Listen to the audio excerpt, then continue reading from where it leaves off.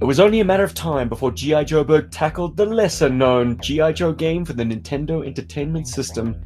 It's G.I. Joe 2, The Atlantis Factor. My name is Steve, and with me here in Joeberg, we have Paul. All 8 bits of me, baby. And joining us from the US of A, we have the man responsible for this excellent long play. It's Range Viper Rob. Morning, thanks for having me again. Cool. I'm going to climb straight into it, so here we go. Capcom USA? Who is that? I have a confession to make, guys. I'm more familiar with this game than its predecessor. I have the cartridge, and I have a Famicom. And I must say, there's one difference that immediately jumps out at me, even with this theme music. And that's the fact that the Famicom plays it like almost two-thirds slower. Or sorry, a third slower. Is there a technical reason for that? PAL and NTSC. Sure, but I mean, why would that affect the speed of the music? It's something that happens on the Mega Drive as well. I know that on the Sega Genesis, I used to have a Japanese Sega Mega Drive. It was a knockoff, and then when I got a PAL one, I used to play all my NTC games. If I put them through a filter, it used to play them slower. Yeah, It used weird. to play the music slower. Well, yeah. The point I want to make is like this intro tune on the Famicom PAL version seems to have like a bit more of a groove. I don't know. Maybe it's because I'm more accustomed to it. Yeah, it does go slower. It's slower, and it works that way. I don't know. It always just seemed to me like this intro sequence was on speed when I was hearing it in a NES version. But here's something interesting jumping out at us immediately. Do you guys notice that the Cobra symbol has transposed over it's the Eco Warriors sort of Cobra design? And that biohazard look. What is that all about? I think it was just because of the window of release. I think that's because EcoForce. It doesn't lean too heavily on the Eco Warriors. I mean, Cesspool is represented, but I don't know. Maybe they were treating the lost power of Atlantis as a kind of a biological hazard. But there's so many threads that are teased at in this game and aren't fully explored. But we'll get to that. Lovely cutscene, very simple, but So cool. I love that camouflage style sky motif. that's very G.I. Joe. The tan, the brown, the black camo. And I think this would have been such a good plot for the TV series. No, what a cartoon plot. Yeah. Well, there are any number of ways to tease out this plot. I mean, I think ultimately I'd like to shoot an homage to this with action figures for the channel. But the plot is that Cobra Commander has been resurrected thanks to the power of the lost city of Atlantis, which has now also been resurrected as a result. Okay, it's a little contrived, but Cobra Commander's back. He's alive. Yeah. And we have Talking Battle Commandos version Stalker. Which at the time when I had this game was probably the only figure I had left for G.I. Joe. Oh, like man. that was in this game. It was weird. Did you play this video game growing up, Paul? I did, yeah. I have an orange cartridge for it, a yellowish cartridge. And I still Robert, got it. what's your history with this game? I did not play this game growing up at all. We had got a Super Nintendo by the time this kind of came out on Nintendo. So it was all Super Nintendo after. After I finished that other playthrough, I went and got it and played it through quite a few times, in fact.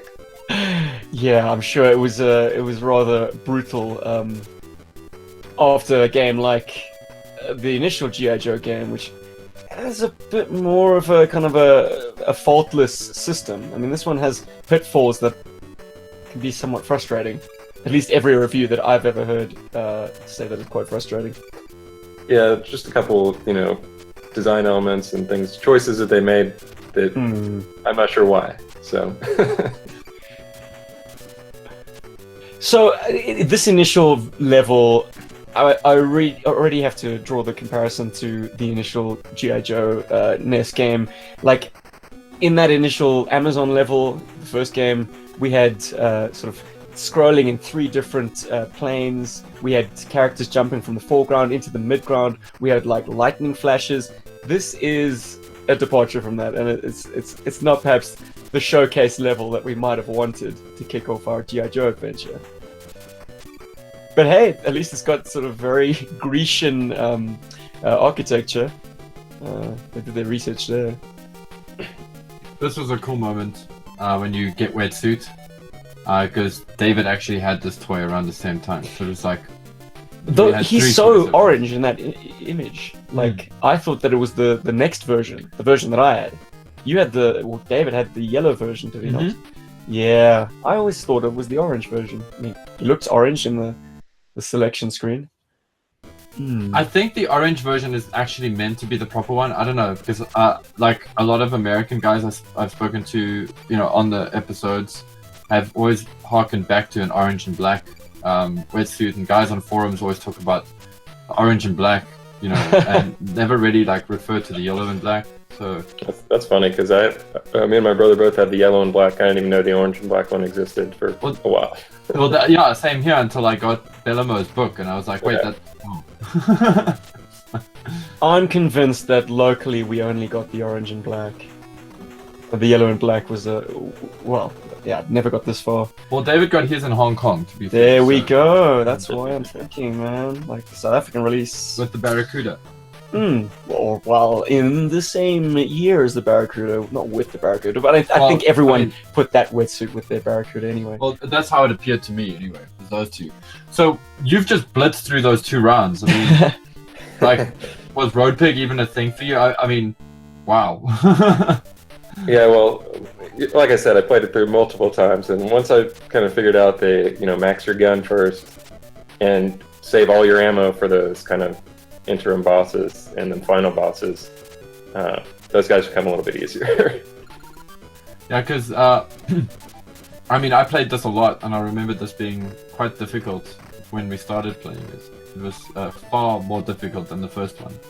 Does anybody know what the B stands for? That item that you just picked up? I think it's just bonus points, because it does absolutely nothing. It puts your little, unimportant score up 1,000 points or something like that. Yeah. Who needs it? I do feel like there was less of an understanding of G.I. Joe with the designers on this one. I mean, they made Roadblock a kind of a mid-level boss, and he's repeated. Road Pig, yeah. Road Pig, he repeated, and then there's the other guy with a whip. I don't even know if that's supposed to be Road Pig. From the waist down, it's the same sprite. Yeah. So it behaves the same way. It sort of kicks and it smashes, except it just happens to have a whip. I think it's a kind of a lazy, maybe attempt at doing Crocmaster, but in weapon only. But it does demonstrate a more limited understanding of the characters of G.I. Joe by the fact that Road Pig respawns. You take him out and he comes back, and you take him out. These mid-level bosses explode. There should be no coming back from that.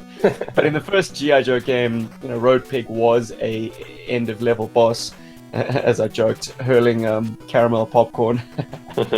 This Laser Viper, if that's what he's supposed to be, or Astro Viper. Is anyone going to be clear on it? With the colors this far off the palette. Yeah, and it's looking shirtless. Yeah, he's like in workout pants and shirtless, and he's got the backpack, which is the only thing you recognize him by. There's those exploding blocks that you were talking about last time. The reused animation or design. Yeah, the ones that Steven mentioned. Wetsuit as an action figure did not come with a backpack, and yet his sprite is clearly wearing something. Is it familiar? Does it look a lot like perhaps Blizzard's backpack? It kind of does. Or it could just be his weapon, but I think when you do have his weapon drawn, it doesn't change. It doesn't change the sprite. Yeah. Just their air tanks, nondescript air tanks. I mean, they only had so much memory.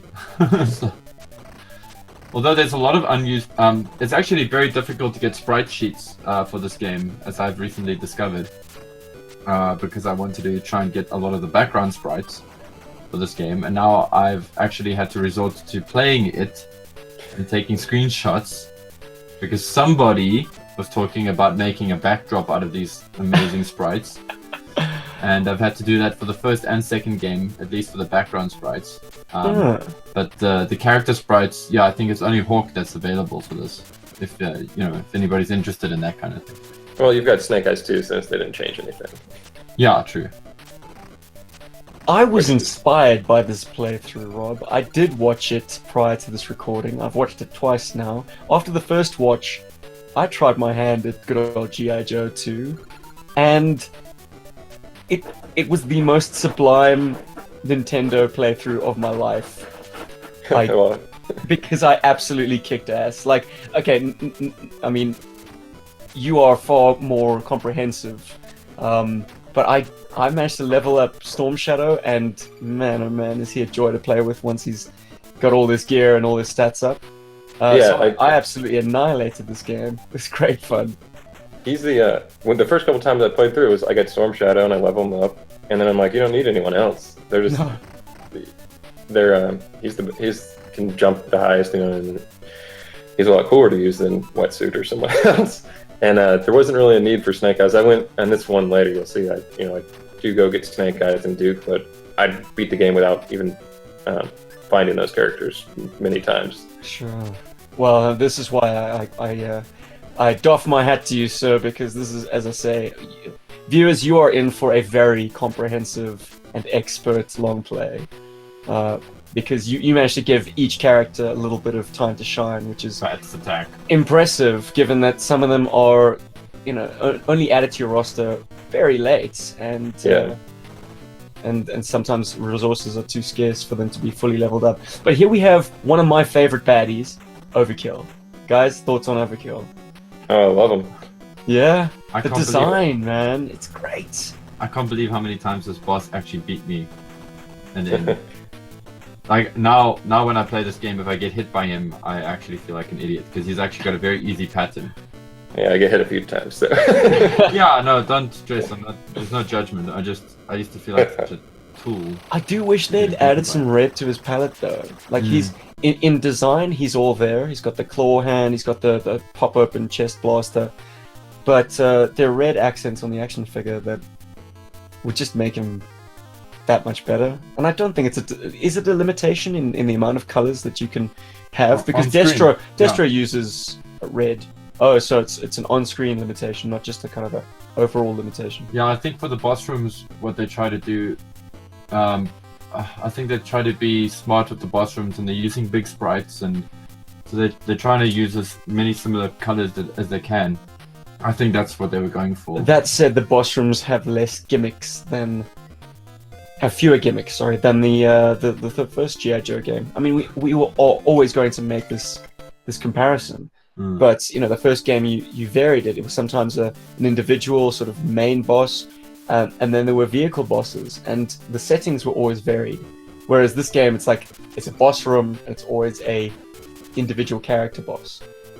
That's That's a big shortcoming, I think. Yeah. That's part of the other game was the variation in the boss fights, and this one is get in the room, get the laser out. It's done in 10 seconds. True. No, this game is definitely made a lot faster than the previous one, because they did redress a lot of the sprites, and they basically reused a lot of the old assets. And Hey, but you can go underwater. you can go underwater. Though there is no swim mechanic. You check, Wetsuit is kind of walking along the bottom. Hilarious. Although I always love that whole, like, Hawk can't breathe underwater, so it's only, like, Wetsuit who can. Which is cool. That's why I think this game was rushed, because I think initially they wanted each Joe to have some kind of specialty. And, Well, they did, yeah. but they're not all, denying everyone the ability to shoot up and down just so Duke can. Yeah. But we're getting ahead of ourselves, aren't we? No, that's the thing. And then also there's a lot of reused levels. Like you'll find similar scenarios with palette swaps. So one of the things that was bothering me about the players is that, like, all these kind of special differences are hidden. There's nowhere that tells you that Wetsuit's the only one that can breathe underwater until you experience it and die. But like, we just got Big Bear into that last level. I had no idea how to access him. I skipped the text the first couple times, so I didn't even know that I had a laser gun. Yeah, Big Bear is here to help you. Yeah, so a lot of these kind of little innovative things were just kind of brushed over, and or not Well, explained clear enough. no, and like add, and then you compress that with like our experiences here in South Africa, because our Famicom games were essentially knockoffs. But we never got manuals with our games, and we never got or I wouldn't say we never got Nintendo Power, but if we did, it was at the local news agent, and they probably only got 1 or 2 in, and that was like obviously an older kid that was more Nintendo savvy, and he would make sure he was there to grab it. So, yeah, it was something that you had to figure out yourself. And the Big Bear thing, I mean, I think we played this game for like at least a month before we figured, oh, you can call them. That's what the radio boxes are. That's what those things are. They're radio boxes. And boy, oh boy, is that a game changer. Let me tell you, like, why even bother, like, expanding your life bar when you can just get, a life bomb from Spirit later on? I mean, this game becomes super easy if you've got a stockpile of radios. And that's how I got myself through it the last time. I love this level that we're looking at now. I love the color palette here. It is. Yeah, it's not bad, huh? I dig it. I think it's so cool. It's and I like the music as well. This game's got a great soundtrack. I think that goes without saying. Oh yeah, we've finally gotten into some positives. Yeah.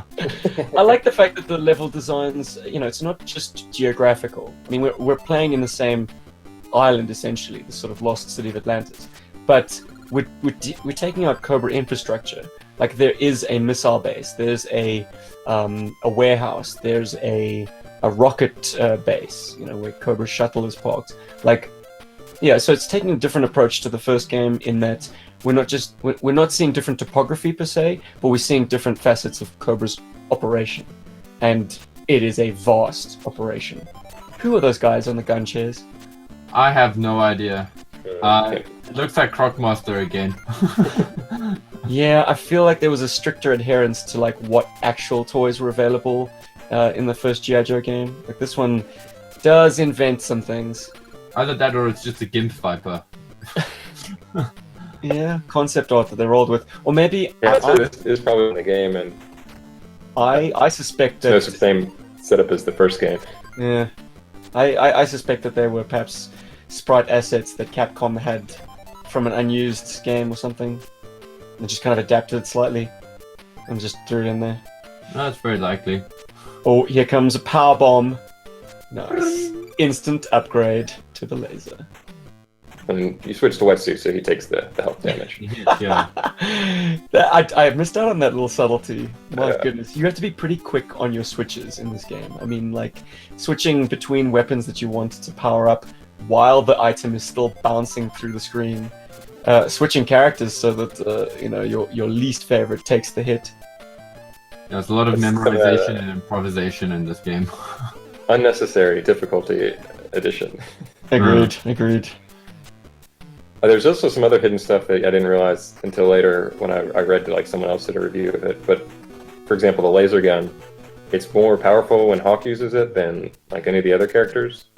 I read that somewhere as well. I believe the pulse rifle, which you're going to get shortly, is more powerful in the hands of the ninjas. Yeah. And the rocket launcher is Roadblock's speciality. I don't know if I'm correct saying that, but I do recall something to that effect. I believe so, and then your regular rifle, I think it was Duke, it's like twice as powerful or something like that. And plus multi-directional.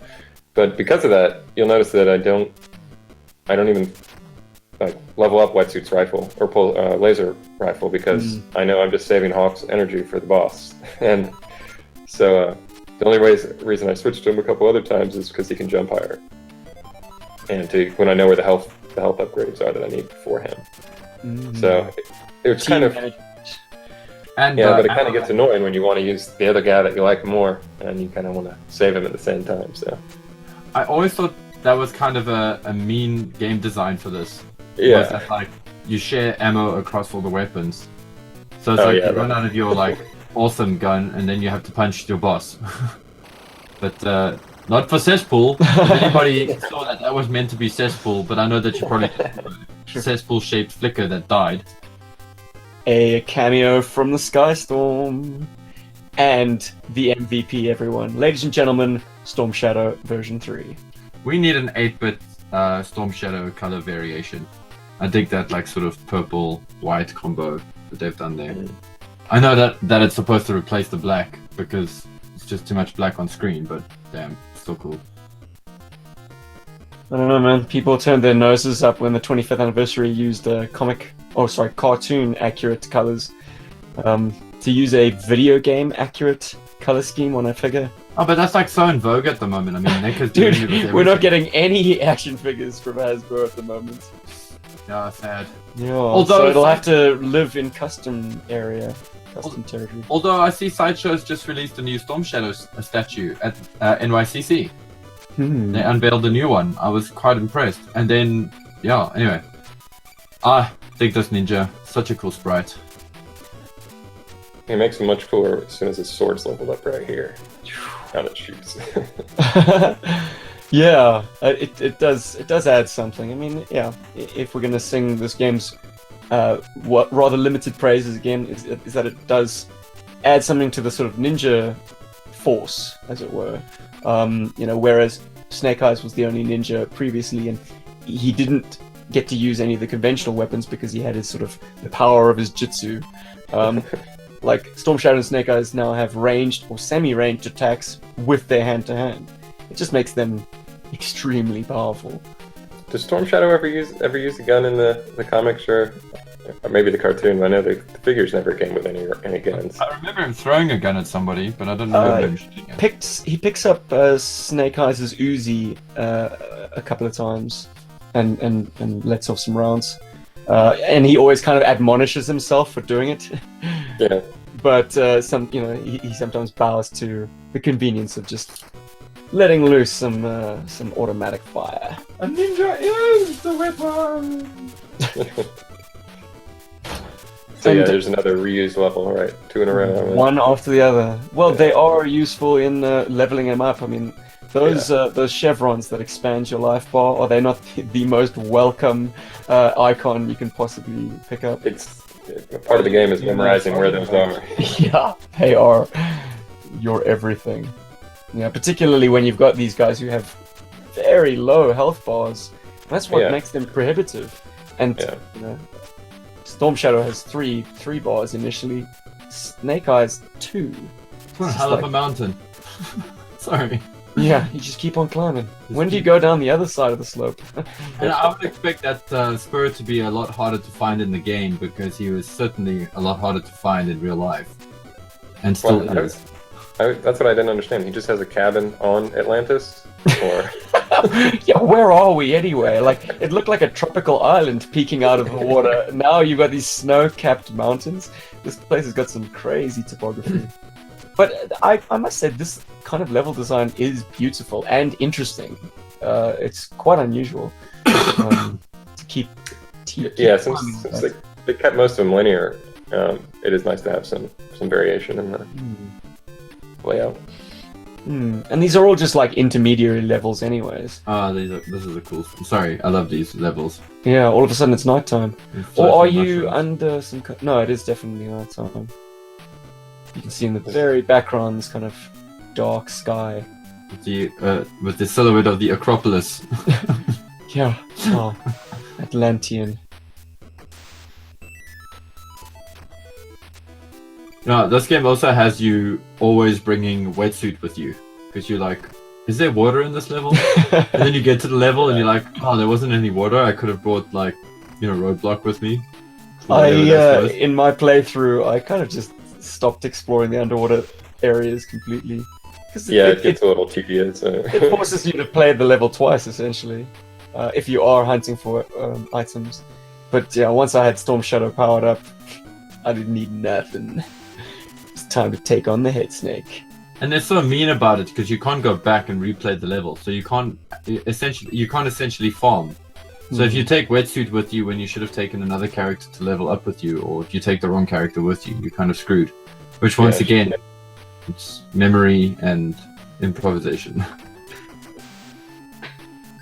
I've recently gotten quite swept up in the motorized action and motorized vehicle packs, but I've been trying to figure out if any of them are analogs to what the Toxo Vipers in this level are manning.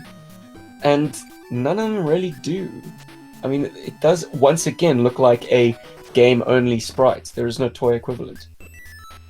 Hopefully we'll get a chance to see them again. Well, we most certainly will see them again. But, it's always a great pity when there is something the designers could have based those weapons on. Well, shielded mobile gun turret or whatever. Yeah, there we go. Pom-pom gun, anti-aircraft. I don't know. I am going to make a point of actually collecting those things because they're such beautiful oddities. And as I learnt in a Form BX257 review, they are made by Tomy in Japan. So they have that aesthetic going for it as well. They're very hardy. The plastic is shiny and smooth, and there's an appeal there that is quite unique. And Tomy are still with us today. Yay! Yay! Why you no like POW? Oh, now you like the POW. Yeah, towards the end of the playthrough, I just don't even care anymore because I got the guys leveled up and. You just want to kill people. Oh, yeah, that was an accident. Oh, really? Yeah. I was wondering about that. Yeah, man. That happens a few times. I don't know But why. Less accidentally, I assume, because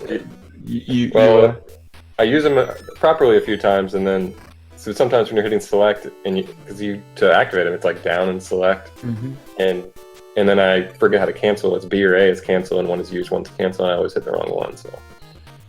Do you know about the swirly sort of sphere of protection? Yeah, the little. That sort of bomb thing, that spiky ball. I can never remember how to switch to. I think it's like select and left or right. Yeah. And Must be, it was never very effective. I don't remember if I used it in any of these levels just to show it, but I think it's this game. It's this game that made me sort of very aware of. Well, this game and RoboCop that made me very aware of the sort of pressing up and select or pressing select to make things happen and forward and like really exploring all of the stuff. Because I remember like Storm Shadow was just sort of like quite basic until you learn that cool like dash thing, which is actually useless. But anyway. Well, I tried to use it a few times and it is useless. It tends to backfire on one because how often do you mistakenly double tap forward or backwards? Do you miss the playable vehicles? We saw Pogo just now. And I mean, I'd say that's one of the biggest faults of this game is taking those out. Yep. It's a very much more basic adventure. They had an opportunity perhaps to maybe even expand the roster of playable vehicles, because I suppose by 1992, okay, we had Battlecopter in the first game. Maybe we could have had a Air Commando's glider, or gosh, what other small vehicles were around? Even the wetsuit came with this little missile sled. Throw that on him underwater. Oh, brilliant! Yeah, I was going to go as far as the Barracuda, but you're absolutely right. Yeah. It did come with a bit of a vehicle, but then they would have had to give him a swim mechanic. Yeah. Just cut a corner there as well. Oh dear, we need to get more positive, boys. Well, one of the things about the levels that I really enjoy about this game. This gantry is cool. No, this gantry is super cool. But I like the sort of structural. Cobra's got a very conventional shuttle though. Yeah, they just like stole it from NASA. No, but I really do like the level design in that it's kind of more structurally sound than the original Joe game. The original G.I. Joe games levels are very cool, but very video gamey. I find that these levels sort of have more of a structure, like you know that this is a gantry and you're going up a mountain, and the mountain's not made out of like tons of little blocks and that kind of thing. And the swamp has a really good vibe to it, something that the first level of the original G.I. Joe game has. Quick work made of Firefly though. Why does Firefly get to disappear and reappear? It's because he's a ninja. And fly, yeah. He most certainly had the pulse rifle as well. You can see that sort of like flat-faced of light and fire. But you got Roadblock, man. Awesome. And was that another? That wasn't another cameo of the Skystorm. That was just a straight-up space shuttle blowing up. Yep. We might have glossed over it in that bit of text, but they spoke about raw materials being brought in from the moon. Like, this is a game that there's a whole lot more going on than just what we're getting to play. It almost makes me kind of sad that it wasn't released the following year, because then maybe we would have had a playable Star Brigade level on the moon. Wouldn't that be cool? It might have even been on the SNES. Well, yeah. The reason I bring that up is because another favorite latter NES game of mine is Captain America and the Avengers. Not the arcade one, the NES release. Yeah. And if you guys know what I'm talking about, you also know that there's a kind of a faux ending. It has a similar mechanic. You kind of work your way through a map that you can sort of decide where to go next. But you fight Mandarin in the sort of faux ending, and then all of a sudden you're transported to the moon where you take on Red Skull. And it's such a kind of like a, whoa, is this part of the game too? Because, you know, we're now on the moon just for one boss battle. All of a sudden I had a flight of fancy that the same could have happened here.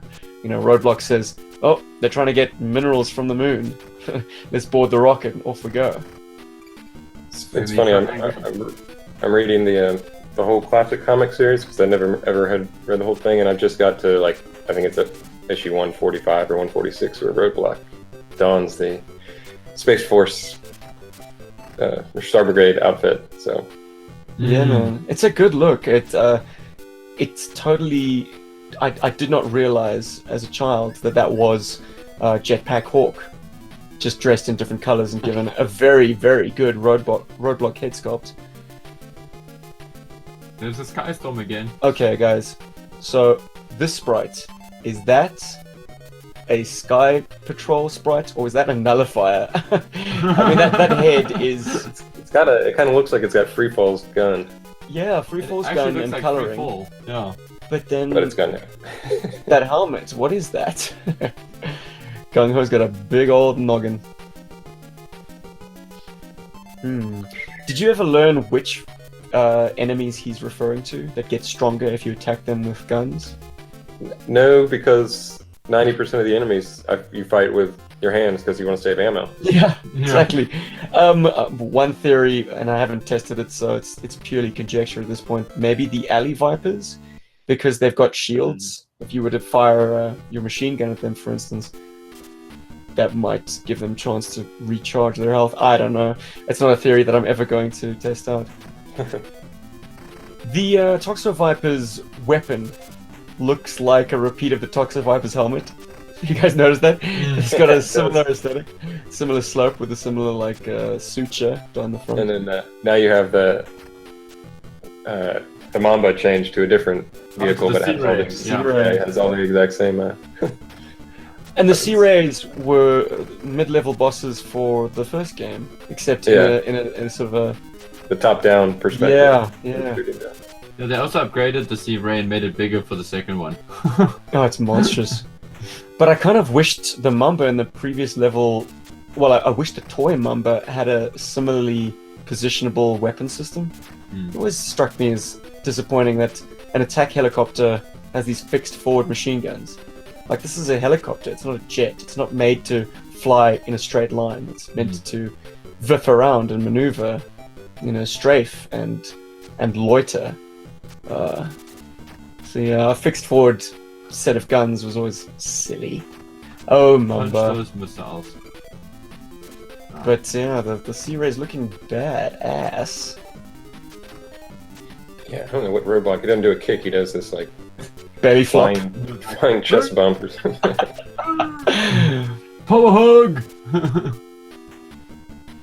Guys, it's the body massage the body attack. massage, yeah. Body massage. Yeah. Oh, brilliant. Which version of Roadblock is it, guys? The expensive one. No, but like, I don't know. It's not quite that either. You see him in close up and it's like, not quite. You see? He's still wearing a tank top.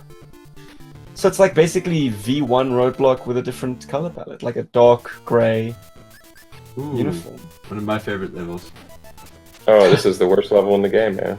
Yeah, it's tough. It's tough. We but do have the option of cutting around what comes next, Robert. Oh no, that's fine. Goody. The worst part was it happened twice.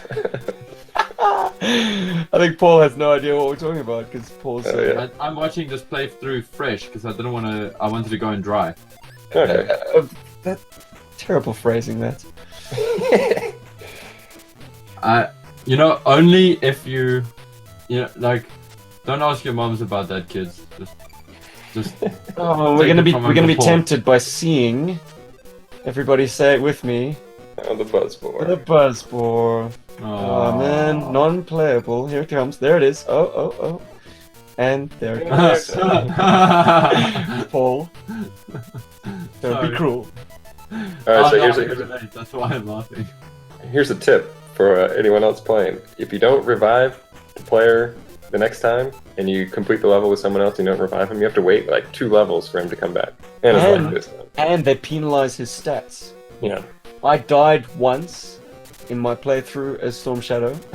Of course, I learnt everything I knew from you, Rob. So I was extremely cautious in this level. I used the plasma rifle, just cleared the screen every time before I jumped. But I actually lost Storm Shadow in one of the maze levels to time. But I didn't revive him, and I let him kind of come back on his own. And they penalize his life bar. Yeah, they gimp you. You kind of gimp yourself back to being, low power, which is. So I do the exact same thing I did last time. No, this one is different. You fell to the left. You had the foresight to hit start button, Yeah. maybe select a different guy to take the fall, but then was like, oh no, Storm Shadow, live by the sword, die by the buzzball. Nice cameo from Targets. They're at least being authentically used, kind of falling from the sky and then trying to punch you to death. Which...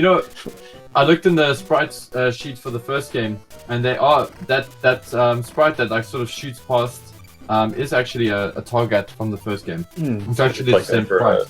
What second?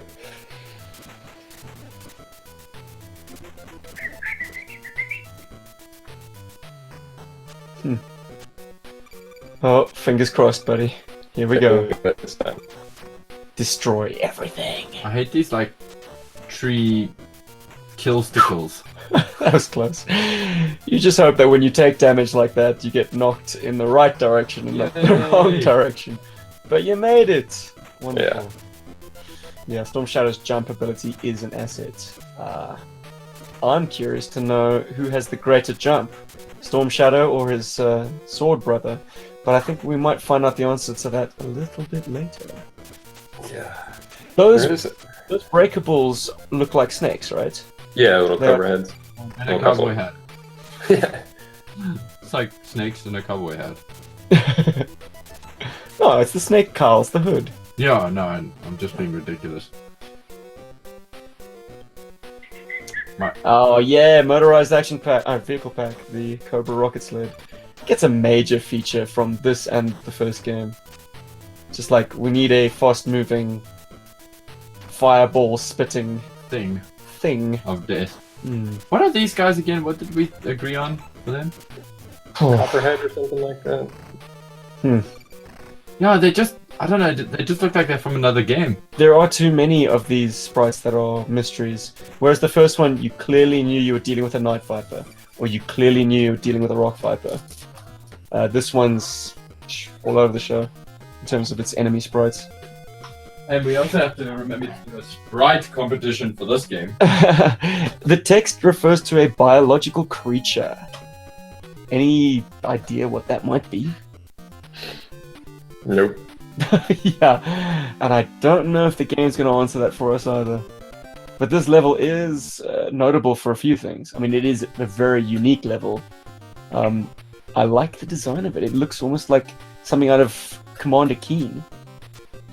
I died on this one quite a few times with time because I didn't know. I went in every single door, and then as elevators go up to more doors, I kept trying out doors and doors because I didn't know where to go. And I must have passed over the little access point to the basement about 100 times. It's very stressful. At no point did you decide to consult the internet. Yeah, right there. There's is.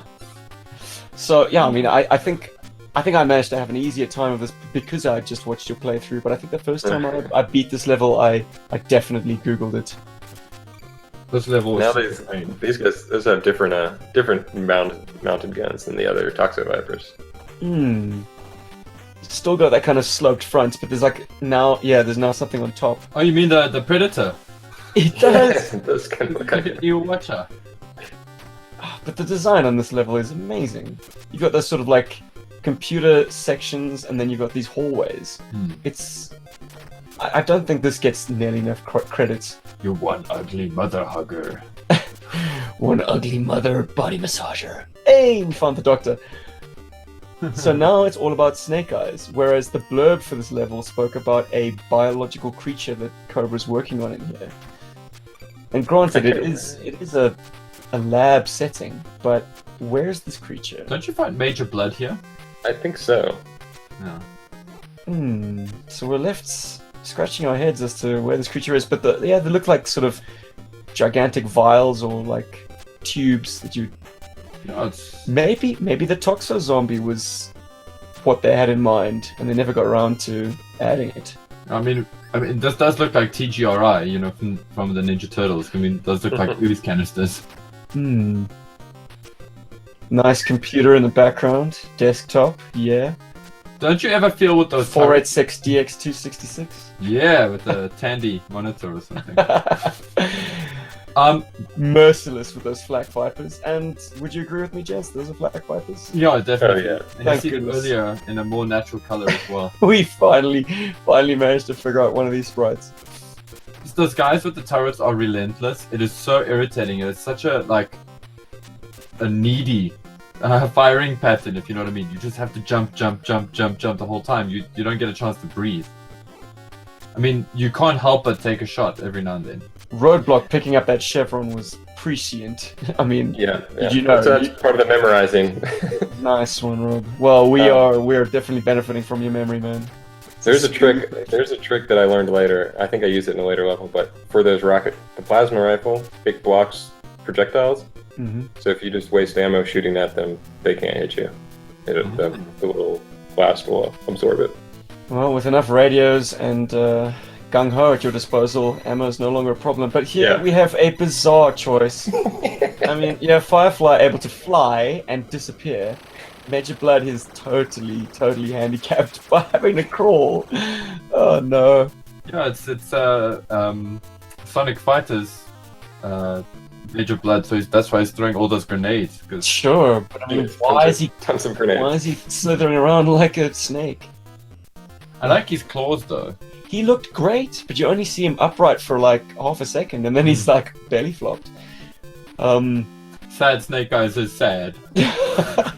Well, at least he's on the team, man. It's time to get him leveled up and ready for action.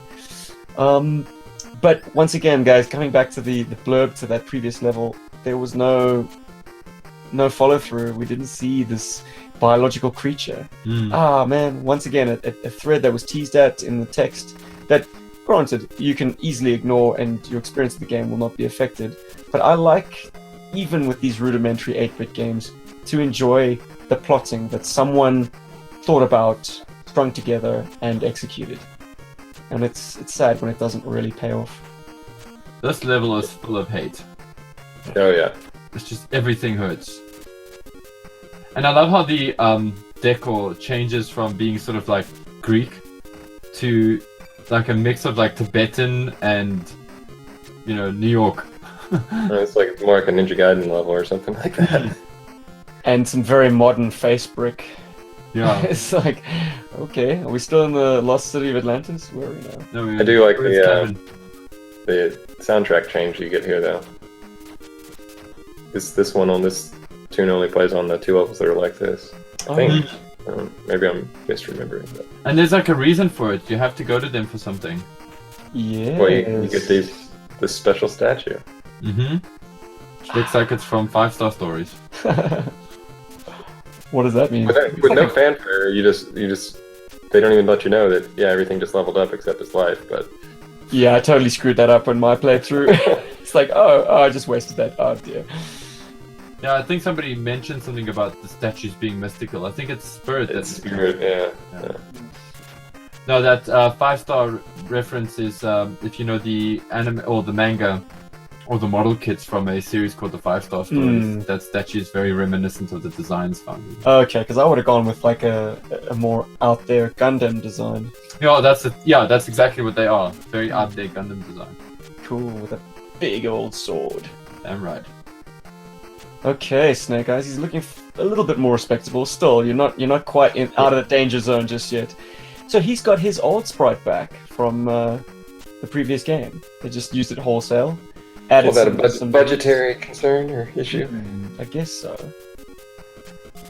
But you can notice that he's definitely wearing the combat boots of his V3 figure instead of the more ninja aesthetic that his, I suppose, leg wraps or what would you call Ninja them? Tubby, I think. Ninja Tubby, yeah. So how good are those for absorbing punishment? I mean, you're essentially one thin layer away from bare feet, right? I think people who wear those things are crazy. Yeah. so combat boots would be a more sensible approach. The Snake Eyes V4 look is definitely only to be worn in a kind of a more ninja-esque sneak mission. Okay. No, they give that's exactly what they're for agility and stuff, so you can actually wrap your feet, so you can feel what's underneath your feet and move around them. Okay. Well, in my mind, both looks can coexist for Snake Eyes. It just depends on what kind of mission he's embarking on. Exactly. Shut down the power source. Cool little sprite to the top there. What was that? A G.I. Joe laser weapon? Orbital laser. I suppose that's where Stalker is. He's actually on the orbital base. I would have loved to have used Stalker in one of these games. So the plan is to disable a force field. And in order to do so, Hawk has to fight and defeat Cobra Commander. Before the Death Star powers up. Before he can destroy Joe headquarters using the power of Atlantis. Okay, so let me just get my head around this. You have to destroy the shield surrounding Atlantis to stop Cobra's plan. In order to destroy the shield, you have to destroy Cobra Commander himself. Then you can take out Atlantis and stop Cobra from destroying G.I. Joe headquarters. The problem I see with this is, once Cobra Commander is destroyed, I mean, isn't that it? Isn't that the end? Why does G.I. Joe then have to destroy this incredible, at the very least, the archaeological find of the millennium? Yeah. I suspect it's the jugglers. I mean, are they worried that someone in Cobra will follow their work? Are they worried that this power would fall into the wrong hands? I mean, if Cobra Commander is defeated, surely G.I. Joe can then take on this power and use it for good. I guess I'm just overthinking this, guys. No, I think it's the medical aids. I think, with healing statues being placed all over the world, medical aids are going to suffer serious bankruptcy, so... They essentially put in the termination order for Atlantis. And G.I. Joe blindly follow orders. Oh, what a shame. Which is so weird for a series that even in its animated incarnations has a bit of a sort of autonomy. Yeah, and also a disdain for high level authority. So Wetsuit's got yellow on a kind of an aqua. Quite like that. I like it. Fetching. It marries. It's old school colors. Yeah, there we go. And then gives him the flash from the later release. I actually think they should do a version 2 wetsuit like that. Paul, I know that you want toy accurate versions of all these sprites. So do I, and I can imagine right now after this conversation, Robert does too. Oh yeah, there you go. Fine. So, and with each of them increasing their life, you can only get 3 of the chevrons in their max. So Snake Eyes can really only get, I think, 8 little health units. 8 health becomes units. That great.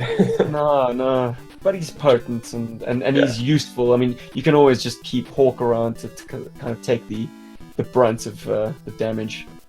Yeah. Be your trump card. Also, Roadblock's actually got Roadblock's still there. Area So D. yeah, my quick rant on the password screen here. Mhm. So if you quit the game and you come back in, you enter this long obnoxious password. Mhm. Saves where your progress and like the people you've unlocked, Mhm. but it does not save the ammo you've compiled, and it does not save your radios.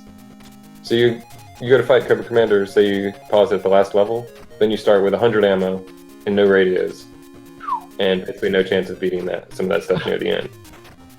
So Well, on that score, I'm so grateful I decided to crush this game in one night, as Yeah. opposed to like, I mean, I thought, oh, it's getting a bit late. I'm taking my sweet time about it. Let me just take a screenshot of one of the passwords and pick it up tomorrow. Oh, glad I didn't. yeah, you start back from square one. Oof, dude, you just gave me heart failure now. Yeah, this is one of the only other. Yep, he's gone. And there's the heart attack. There's 2 spots in this game where you can fall into pits, and I fell into both ones. I'm so sorry, man. That's just a ball ache. Well, as I say, this is a truly comprehensive playthrough. A little bit of everything. Nothing is without consequence. I love Yeah, that that's why this you- house is like has a serious electrical problem. I mean, look at those lights flickering in the background. They just no. There's a power surge happening in here for real. Guys, Nice big tank. what is that tank? Tell me. Tell me what I well- want to hear. Is it a Mobat? It is the Mobats. Or perhaps the Cobra, the Canadian-only sort of entirely black Mobats. Oh, Roadblock took a dive too. Oh, man. I think I get more patient on the next one. Though you had a lot of pressure to deal with. I mean, trying to get it as slick as possible for the recording. Well, that's one of the things. The passwords, I couldn't go back and just redo one level at a time because I mean, you're starting with 0 ammo on all those radios, and they're This useful is at the end. Understandable. This is not a software-assisted playthrough in any way. This is honest, bone-crushing, finger-rubbing, frustration-inducing 8-bit playthrough. Yeah, and after a couple of the deaths, you guys have to step away for a minute before you throw the controller at the wall. Yeah, because those things are expensive. No. So that Mobat, scaled to the sprites, is gigantic. Far bigger than the Mobat, which, granted, is like several years out of date by this point. Could it be Destro was working on a super tank?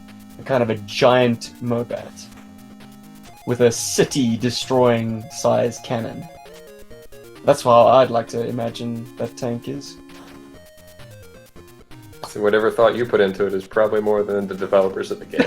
Yeah. Well, thank you very much. But yeah, no, I really enjoy toys that are recognized, finding their way even into the background. It doesn't necessarily have to be playable, but if they included it, hats off, man, because, as I say, the toy was several years out of date. Hell, at this point, almost a decade out of date.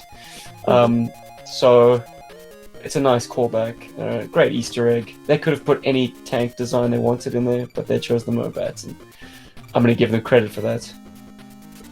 Probably they didn't go with the his tank. It's a good point. That I mean, yeah, and this is of course a Cobra warehouse. This is Destro's warehouse. At least it's prefaced as such. Oh, thank God. Yeah, that's why I went back around. I couldn't remember where the pit was on this side. It's like, I need to play it safe. I've already died twice. It's like somebody should like tell Destro, the Ninja Turtles called and they want their miniature robot floating heads of death back.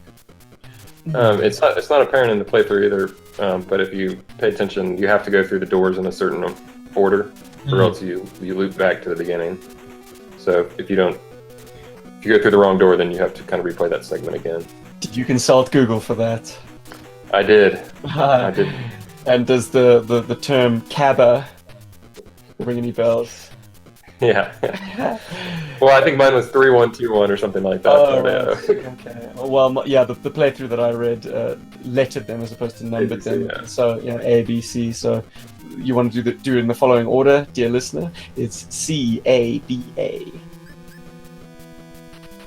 But here we are, the man.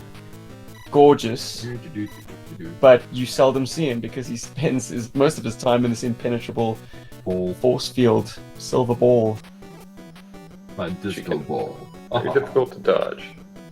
It's kind of an abstraction of like the elements that make up Destro. I mean, when you think Destro, you think shiny, smooth silver helmets.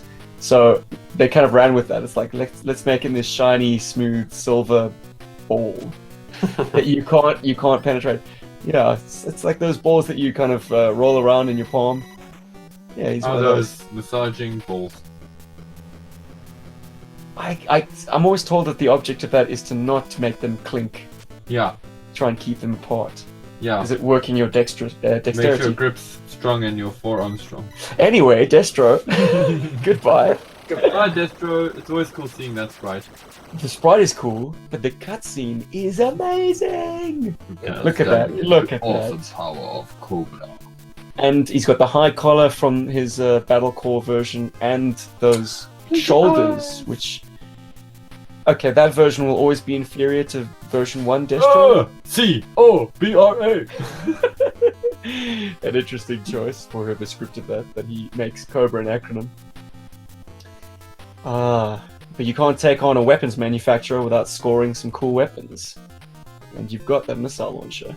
So if ever you wondered what to do with your included Springfire missile launchers, well, you could use them to, I suppose, be a shoe-in for this weapon, which you've just received. Oh. Familiar level at dusk. Hmm. Yeah, I don't think I brought wetsuit, so I don't think we're going down. That's for the best. At this point, it's just more of the same. And if you're happy with the stats of your current guys, was it? Did I see someone already has level 4 for their rocket launcher? So my eyes deceiving me. Since Snake Eyes had the special statue, He's automatically. it automatically boosted it up. Amazing! I did not know that. Use it, but... So that drop attack is the reason why I brought Snake Eyes' footwear under discussion. Because his V3 has boots, right? Great for stomping on Cobras. The V4, which this supposedly was, has got this tabi, which aren't very good at stomping on bad guys. Just something that struck me as odd. Welcome, Duke. He's a little worse for wear, apparently. But did you guys notice that his like sort of character picture, he's got his gun pointed upwards, just to kind of tip you off that yes, he's the first character who can fire upwards. Also, it always looks like he's flipping the bird with his hand. And once again, just like Roadblock, he's a mystery version. I mean, it's in green, but presumably it's the sort of the sort of almost Desert Storm looking Duke of the era. Yeah, and so typically on my other playthroughs, I don't even use Snake Eyes. It's all Storm Shadow from here, but I wanted to give him a little bit of screen time. So I'm convinced he can jump higher, but maybe that's just me and my. I think I'd bring him. There's a spot in the last level that has like a power up, and I don't remember if I tried it, but neither of them could reach it, and so I was confused as to why they put a power up that no one could access. But oh well. There's a trick to it, I guess. I don't know, maybe some knockback damage of some kind. Nah, nothing that complicated, I hope. Elevators work strange in this game too, where they only work when they're on the screen. They'll stay on the part of the screen that you have exposed. So now Duke's same as last game too. So yeah, everything he's got is all level 4 now. So we're gonna see the rocket launcher being unleashed on a hapless Toxo Viper. Okay, he can jump. Oh yeah, overkill. That looks a lot like Salvo's mine launcher, the rocket launcher. Yeah, actually, it's kind of got that rail in front. Flak Vipers.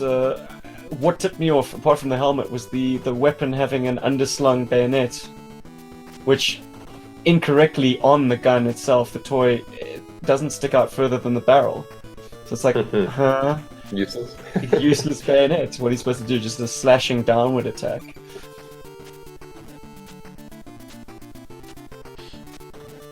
It's a nice preventative measure if somebody wants to grab your barrel or something.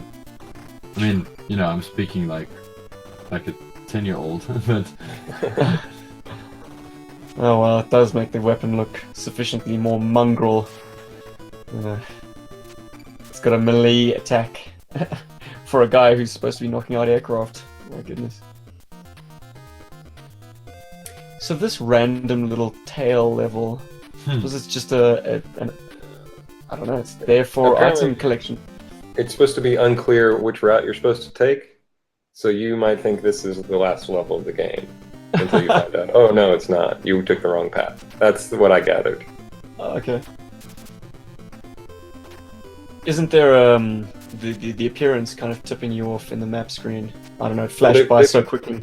They both have that B, like base area thing. Okay, gotcha. So it's not 100% apparent, but I think that I think it's pretty obvious when you play through the game. That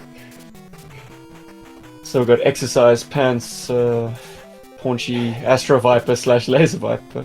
Though he was firing, those weren't lasers. That was like a kind of a looked like gigantic ice blasts. If I'm to get creative. bubble tea. Yeah. I dig these wall-mounted gun things. I think they look very cool. I dig them a lot better if they resembled a motorized action pack. Bit of unique design this, but it is a bit retina burning. Yeah, it's super colours are- fuzzy. Wow, it's a party. Hey guys, it is 1992 after all. Mm. Who are those guys? I Metalhead, maybe? Metalhead, brilliant. I was about to say, he's But- been downgraded from a level boss in the previous game to being just like a Oh yeah, foot soldier. Later in the, you see him again, but there's like multiple of him on the screen at one time. He's a Metalhead Viper now or something. because the Ali Viper sprite in this is actually the same sprite from the first game. It's just enlarged a bit, so it's Oh, missing- really? Yeah, it's missing a lot of what made the original cool. So Oh, they- you they like did- the more squashed up? I Okay. think Down that's south. why it's amazing. Repelling line on that one too. Wow, this really is like the. Oh well, let's just give him another level. You know, run down your health and stats. Oh, gosh. Poor jumping on display. I don't blame you, dude. I also when I do this level, I also play badly. Not that you're playing badly, but I mean, for you, No. it's bad. Just like For me, it's- this level is just like get through to the end. There's not much anything going on. Ooh. Oh, that's why it's a tail end. It gives you some plot points. Millennia. Wow. the- It's all had a our fresh resource. fresh lick of paint. So since you guys, or at least Steven, you've kind of been more of a champion of this game. When you go back, do you ever put this one in before the first one, or is it a coin Mike? flip? The confession I have to make is, while I have this one, I have both in emulation formats. Mhm. I am so not tech savvy that I much prefer just putting a cartridge in the Famicom, and I do not yet have G.I. Joe. I've only got G.I. Joe 2. So for my G.I. Joe 8-bit fix, it's always this game. Well, I would implore you to seek out the other one. I have it in a box somewhere here. I don't know. I will probably get it in a collected format. I mean, I see them Yeah. going all the time. I will do so, and then Well- I will play it to death. If you find one of the classic systems, you can hack them pretty easily. I hear, and put all 170 or 700 games, however many there are for the original Nintendo on them. I've actually done that. Full disclosure on my. But I have purposefully limited the amount of games I've wanted on there. So I've got Yeah. G.I. Joe 1 and 2 on there, Jackal, Ninja Gaidens 2 and 3. So in other words, all the games that you made into G.I. Joe games in your mind. Yeah, pretty much. And just all the NES games I really love, and games that I'll never be able to afford, like Zelda? No, Zelda's cheap. Huh. I was talking about the. Oh god, it's like I'll remember it later. Little Samson, like I can actually play Little Samson without Right. selling my leg. Paul's a man of many vices, but he's not about to be an organ donor. No, it's the 3 Gs, baby. Games, Gundam, and GI Joe. And girlfriend. Oh yeah, And it's the 4. smokes. It's the 4 Gs. Cigarettes. 5 Gs. Oh, Road Pig just does not give up. He's just. You can blow him up, but he keeps coming back. Oh man, spectacular. Not even a limb was left behind. You handle him the same way I do. I just sit in the corner and just shoot him in the legs. I'm like, yeah, you They- can they- hit me. There's no good way to dodge him. It's surprising that they put him as the first big guy you fight in that first level because he's the most difficult of all of them. Hmm. I have got a way of doing it where I sort of like jump over and like shoot him. I've like sort of practiced it, so I've kind of got it down. But if Just, like, you're constantly really jumping. and, Can Hawk actually jump over Yeah. him? Because he's Yeah. on you so quickly. you can do it. It's like but if your timing is off, it just messes up the whole thing and then just ends up kicking you to death. I'm so pleased those exploding statues do damage to enemies as well. That's not bad. And their shots don't trigger them. There we go. Boom. Think about that one. Oops.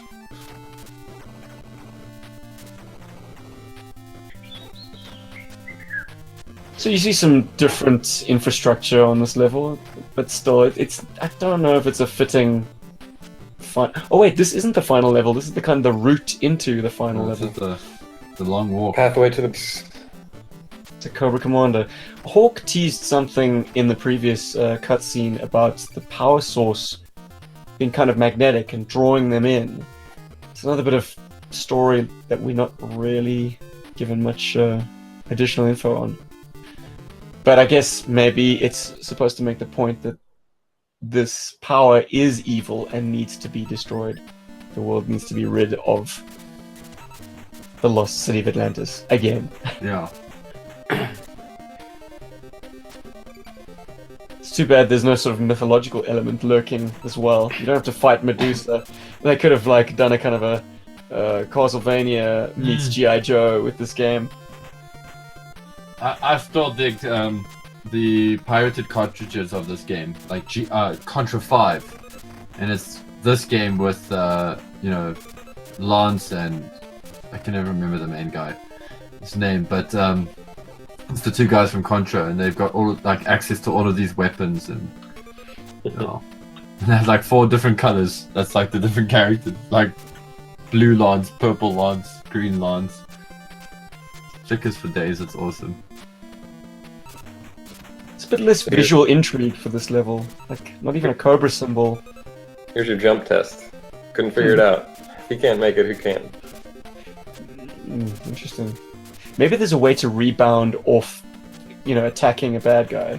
I like So- a glitch mousey type thing. Yeah. It would give you the added jump height. But honestly, for 1 bullet, Yeah. forget it.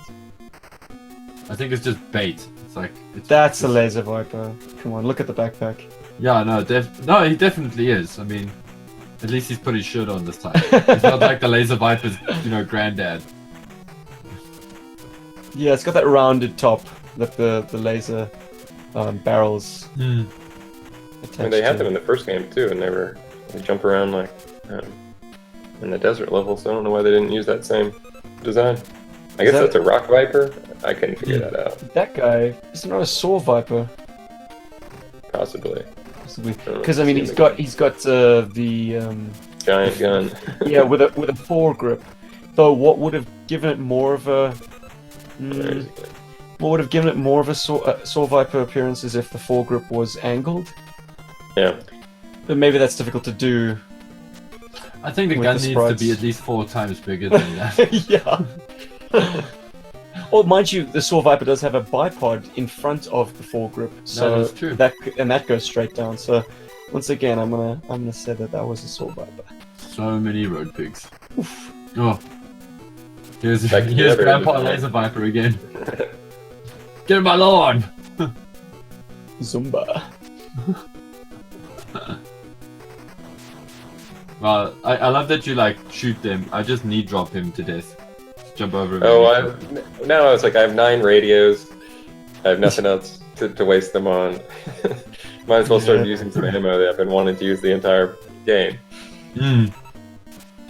Yeah, it is unfortunate that you're kind of restricted from using this awesome arsenal of weapons. I mean, if you were to do it again, would you perhaps have been less conservative with how you used your weapons? Yeah, maybe. Because you do have a mess of radios, and we're at the end. Yeah. So after probably I get past the 2 levels with the pitfalls, then I'd be more liberal in my ammo use.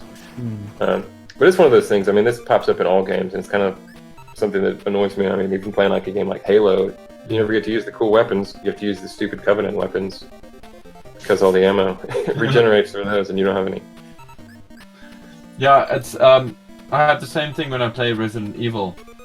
I tend to, even if I kind of want to go a little bit, I want to be a little bit more like sort of wild and shoot things a bit more often. I still find that I conserve ammo too much. I don't ever really let loose. Because the time you do, you're going to run into something where you need it, and you're going to be pissed off. Exactly. Irrespective of the fact that, I finished it like 6 times, you know what I mean? Yeah, oh yeah.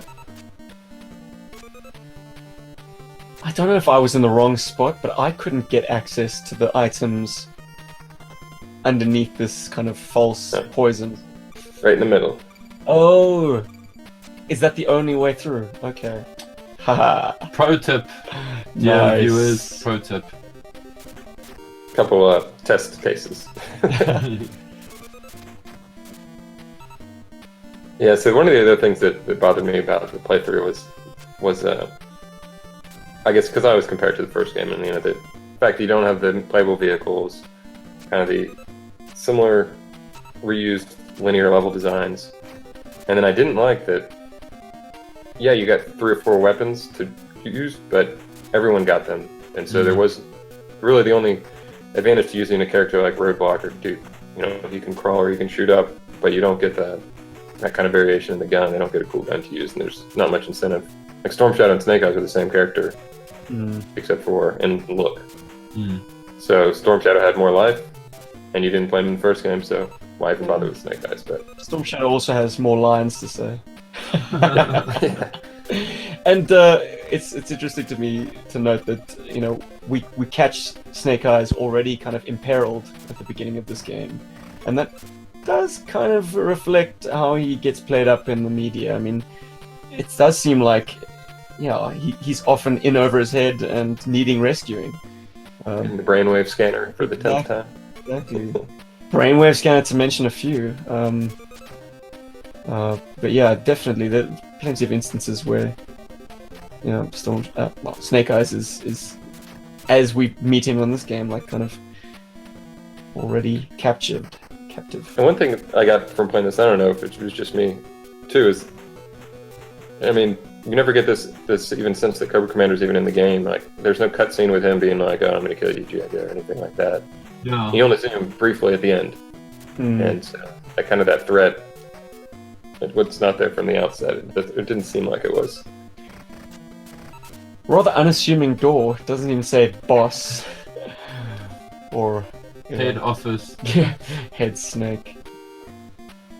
They could have put one of those like snake, stones there from the forest level, just around it. The Cobra symbol is conspicuously absent in this game. I feel like they could have used that aesthetic a lot more than they did, just to kind of hammer home that this is a G.I. Joe game and there's no mistaking that. But here we have him with his green trousers. And he's standing on top of the snake. That's awesome. He doesn't get any kind of cool disappearing, reappearing trick like his subordinates. No turning into lizards in this one either. Yeah. Yeah, it's a boss fight with any of the flash kind of removed from it. He's just got his standard attack. On the phone again. Not bad, not bad. Orbital base being brought into action. Bang. That's it. Oh, dead. Game Take that, over. Cobra Sigil. Okay, I sleep now. So, once again, I come back to the fact that there's a problem with this plot, man. The primary goal was always to destroy Atlantis, it seems. Like, Cobra Commander is literally just the last obstacle standing in the way of achieving this. Oh, Though man, so go ahead. I do like the cast introductions at the end. Like, these are your guys. But what I am missing, sadly, is giving the boss bows. If you recall from the first game, you got to see, all the boss battles in their glory, uninterrupted, no player on the screen, just the boss doing his thing. And we don't get that this time, but we do get, fortunately, the good guys for a change. Yeah, no, I was going to say the same thing. You don't get the run through of the enemies. Cool music, but well. So, Rob, reflections I don't on this game? To this one either. It was good. It was frustrating, and I think some of the frustration was not. I mean, I don't have the instruction manual either, so it's figuring out controls and figuring out what is that B point? Like, why is that even in the game if it doesn't do anything? Did you manage to go from someone who'd never played it to someone who tended this awesome long play for our purposes in a very short space of time? So you got on top of this game in a big way, man. So I am in your awe, sir, because that is a very proficient playthrough, man. Well, I appreciate that. There's some Google and some other YouTube watching that helped. So. And some God-given skill, man. You definitely have a gift for this stuff. To be continued. Like, no, never. You didn't play that Rise of Cobra game for Xbox? I played it on PSP. Is that gonna be our next long play? I wouldn't mind doing that if I can capture the footage, because I don't hate it, I don't love it, but I did enjoy playing it, and it's 2 players, it's co-op. What? Yeah, you can play 2 players. Not on the PSP, you can't. Yeah, on the PS3 you can. Nice. And there we go. Rob has just destroyed another great game. Any closing thoughts on G.I. Joe: The Atlantis Factor? Okay, let's start with some positives. I mean, we've been talking smack about this game the whole way through, and not really smack. We have been a bit heavier on the game's design than we were on the first one. Is there anything that you guys feel that you'd like to mention? Maybe a redeeming quality or something that you liked about it? It involves G.I. Joe characters. That is a plus. Enough said. Yeah, I think it had a good cast, and I think when it did get it right, it got it right. And Storm Shadow looks good. Storm Shadow, Roadblock looks like Roadblock, and that Hawk looks great. I would really love a full-sized print of the cover art for this game, because I really love the cover art. I think the cover art for this game is mind-blowing. Yeah, it is cool. The soundtrack is great for this. I think that's one thing they nailed without question, is the soundtrack. And I think Storm Shadow is definitely going to take my Best Sprite award for this game, with Hawk coming in at a good second, because I quite like the sprite. I think they've nailed him. And I know that we featured in one of our videos. Roadblock, I think, was a pretty good one for me as well. Sadly, Cobra's sprites really fell apart for me. Yeah. I mean, and I'm putting those 3 out not because I think they're the best of the best of the best, sir. I'd say the Cobra minions are where it fell flat. The bosses themselves were quite meaty. They were hard. There was some TLC shown. My takeaway from this game is it increases my appreciation for the toys. It's another way of playing with your toys, and it throws a spotlight on figures and designs that will never be considered the classic iterations of characters. No one's going to pick up their Talking Battle Commander's Hawk and put it head and shoulders over their 1986 Hawk, for instance. But this game throws some love on Tan Can Hawk, and I appreciate the game all that much more for it, because otherwise I perhaps wouldn't be motivated to have that figure in my possession. And he's a very cool figure, and that's just to name a few. I mean, Ninja Force Storm Shadow, in spite of his action feature, it's a tight design. I've always liked the black on white, or white on black. And the bad guy's not so bad. Overkill's represented, and he's far and away one of my favorite named baddie characters. So, if nothing else, this game makes me love a toy line that I absolutely adore that much more. And for that, I'd say it's worthy picking up and playing all day, any day. And if you don't have it in your possession and you don't particularly feel like mashing those buttons, well, you've got this playthrough to watch and enjoy. James, I thank you for joining me on another awesome long play commentary. This is always great fun. I wish we could do it more often, but there just aren't that many G.I. Joe games. Thank you, Robert, once again for joining us. Thank you for the excellent playthrough. Paul, my partner in crime, thanks for setting up this recording sesh. My name is Steve, and game over!